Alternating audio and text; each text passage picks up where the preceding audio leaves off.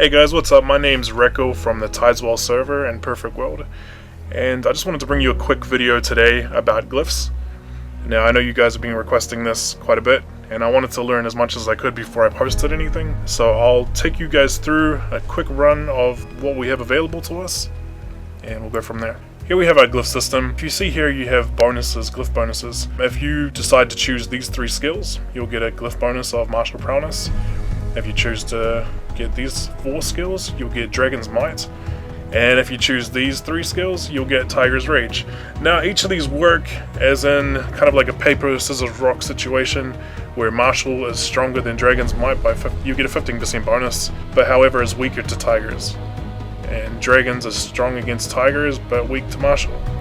It goes in order from top to bottom. So pretty much for the Duskblade, it doesn't really matter which one of these you go. You kind of want to counteract other people. So if you see a lot of people being Dragon, then you might want to go Martial. If you see a lot of people being Tigers, you might want to go Dragon. There's not really any important bonus. It's more towards your playstyle. So the first one that I have is Gale Mark up here. I only have this one because I use it so often. I think it's one of your main skills. You don't really need it, but it is good if you want to build that chi. It's good to have the red one on there, or if you want more damage, you can put one of these ones on.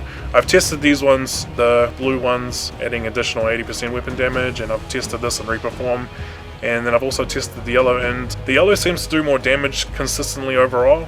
These ones, they do decent damage, but it's much less than this. If you want to test it yourself, you can go ahead. I could be wrong, but that's what I've got. You also have the range increase here that you can use if you want to get good combos, but I think at earlier stages it's not going to make too much of a difference. 0.5 meters away doesn't do too much, so I would recommend getting either the damage or chi gain. Another good one is Everlasting Ode. I don't have that one equipped at the moment, but sometimes I do. And this one drains people's chi if you use the red one. I'd probably recommend that one overall, but you can also go for a damage one.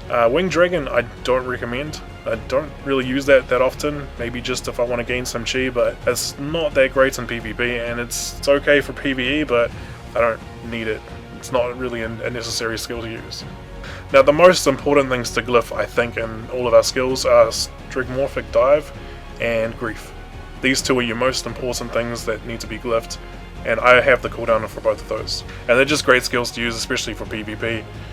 The other 2, Eternity, that's okay as well, if you want to put on that and maybe increase the stun chances or give it some more damage and stuff. There's nothing really that you need to have with these 2, especially Constellation Arc. That's more of a PvE based, I think.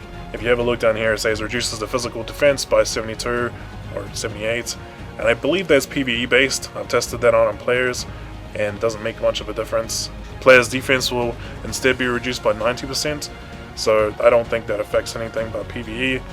And then you've got some damage glyphs over here.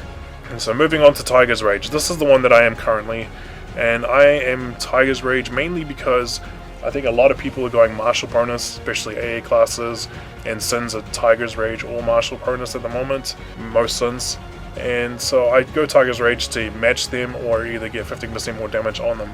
There's not so many people that are Dragon's Might at the moment, but they might switch up later on. So the ones that I have equipped for Tiger's Rage is I have the green one for more range at the moment.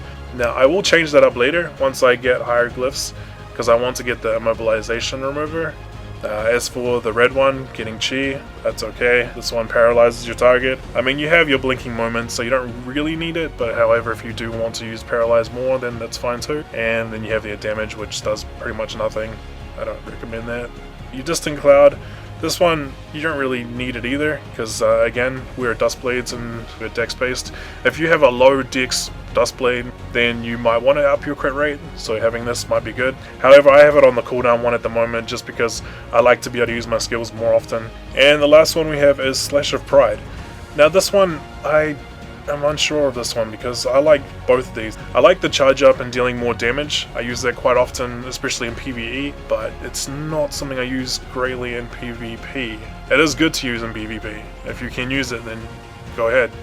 But I have it on the Reaper form one at the moment, where you switch to Reaper form and it guarantees the disarm for 7 seconds, since I've got a level 5 glyph on there.